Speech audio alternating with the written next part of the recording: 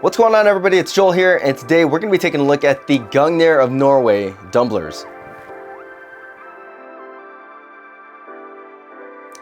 Alright guys, so the dumblers are a loadable dumbbell from the same company that brought you the all-rounder barbell, which first coined their patented slide lock technology. And the slide lock is basically this lock that is on each of the sleeves, and what it does is it basically just slides up and down the sleeve, and it acts like a collar that's built in to the sleeve. You don't need any external collars, though I'm pretty sure you probably could use one, but I don't know why you would want to. And the purpose of it is that you actually use your collars. And if you're a guy like me and you don't really like to use collars because for whatever reason you're just too lazy to put them on, something like this is going to be perfect for you.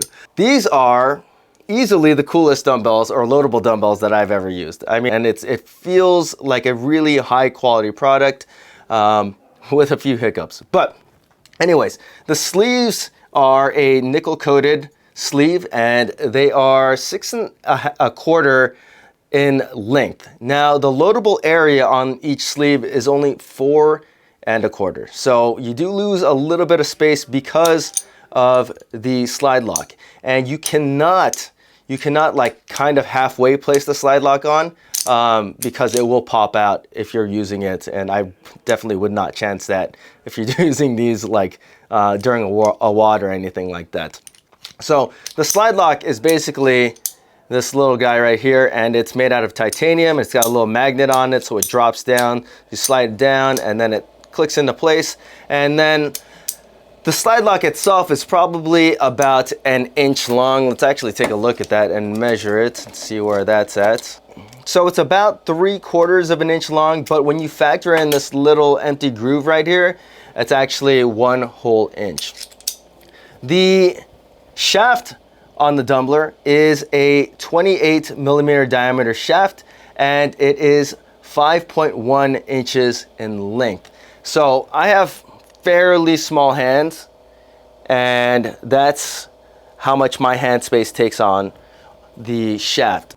They do accept any Olympic size plate, so you can use these little change plates, or you can use full-on bumper plates, but the max diameter that Gungnir of Norway recommends for your dumblers is to use something that is max of 10 inches in diameter.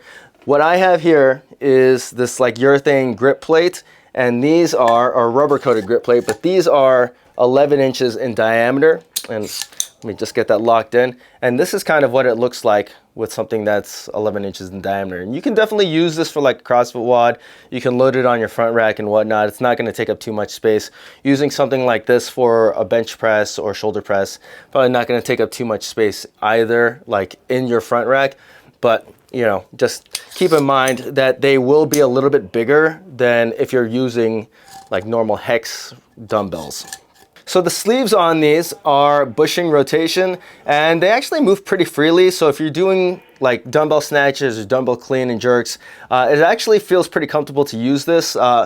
Usually for CrossFit stuff, you're never really using something with a rotating sleeve, so it does take a little bit of getting used to and a little bit of a different hand placement, but otherwise it feels generally pretty good. Plus the shaft diameter is really nice. It's uniform. Usually those hex dumbbells have like a little groove in them, and that makes them kind of weird, and they're also a little bit thicker. So something like this is really nice to hold on to. Now the knurling on this guy is a pretty light depth knurling. It says on the website that it's a medium to an aggressive knurling, but the knurling on this, it's fairly light. And if you're doing like bodybuilding movements, it's probably not a big deal. But if you're doing CrossFit, you probably will need to chalk up. And this knurling is very, very fine. It's really well cut. So I think that's really nice about it. But it's also not as aggressive as the all-arounder knurling, which isn't really aggressive in the first place. So just general build quality aside, one of the hiccups that I ran into with my dumblers was when I was doing a workout, I dropped one of the dumbbells after my last rep, and the snap ring shot off and flew away. The sleeve came off, and it actually slid down the shaft and kind of dinged my knurling a little bit right here. And I thought that was kind of odd. I mean, that's never really happened to me before. I mean, granted, I was not using bumper plates or anything, but I thought that was a little odd that, you know, the snap ring would come off that easily on these. And another little hiccup that I had was on one of my slide locks. It actually gets caught, and I'm not sure which one it actually, I think it's this one. But one of my slide locks gets caught, and it's kind of hard to pull off.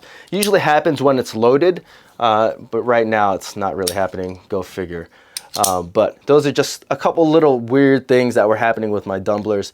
Now, when it comes to how you would use these things. So I do CrossFit, and I would use these for like a CrossFit workout, but for certain things, they're not so great at. Like if you're doing like a static movement, they're not great because the handles want to rotate.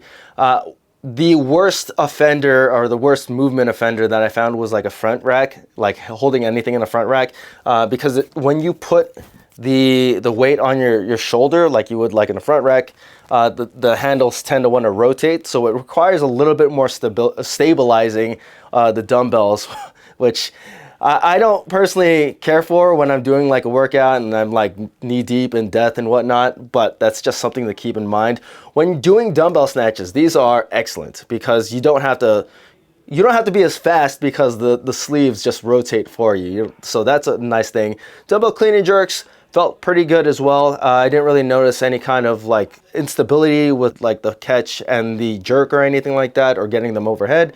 But just keep in mind that if you're holding these in the front rack position, or you're trying to keep them steady, that they do require a little bit more work than your standard hex dumbbell, which is what we would normally use in a CrossFit workout.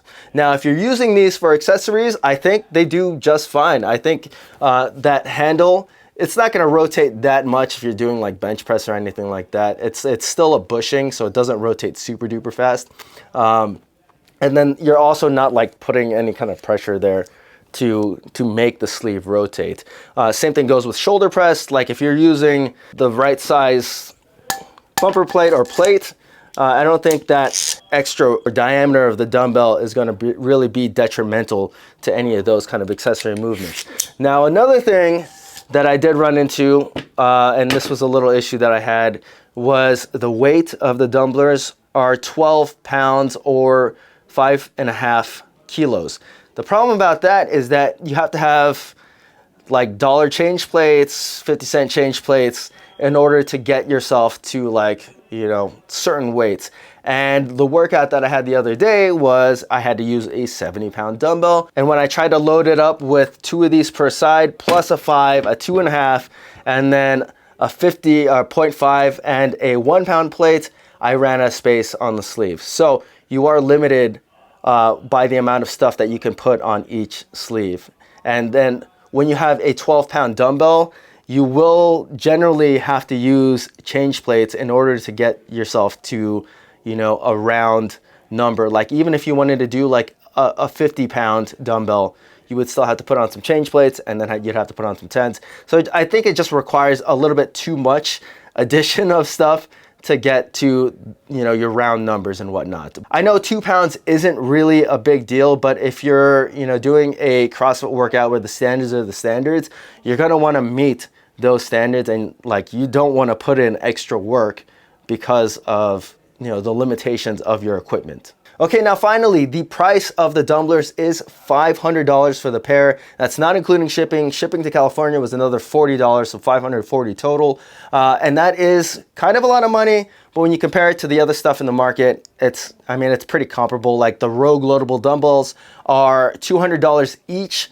For the pair, it's $400, and then tax and shipping to California made them about $465.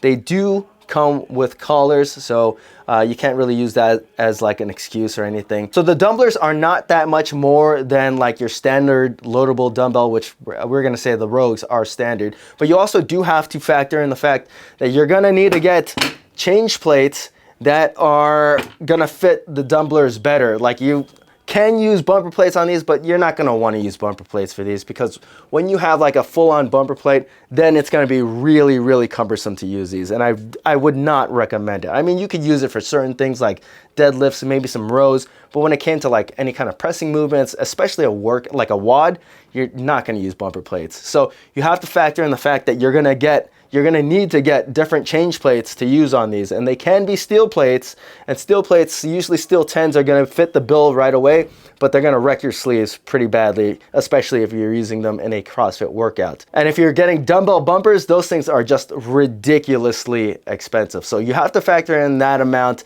And while I think that these are probably the coolest loadable dumbbell there is on the market, they're just not the greatest value. $500 is pretty expensive. Then you have to re-gear with like different change plates and whatnot, or dumbbell bumpers. And I think for the normal person, especially the person doing CrossFit, these are not going to be the greatest option for you. You're better off probably just sticking with a few pairs of like hex dumbbells. But if you are a garage gym or gear junkie, then these are awesome. And I think that I mean, I would wholeheartedly recommend them, because these things are really, really cool. I mean, they're one of the coolest pieces of equipment that I own. The slide lock technology is really cool. I do have a good amount of just change plates and whatnot, so it's not that big a deal to me. I'm definitely not going to buy dumbbell bumpers just for these, but if I see a deal on them, I might jump on that, because I do like using the dumblers. I think they are awesome for accessory movements. Probably not the best for certain CrossFit workouts, but overall they are a really nice piece of equipment. And if you can justify the price, by all means go for it. But I think for most people, these are going to be a little bit overkill, especially when you factor in that you're going to have to get different plates for them. But if you guys have any questions about the Dumblers from Gungnir of Norway, feel free to leave them in the comment section. And as always, guys, please hit that like button, subscribe, and thanks for watching.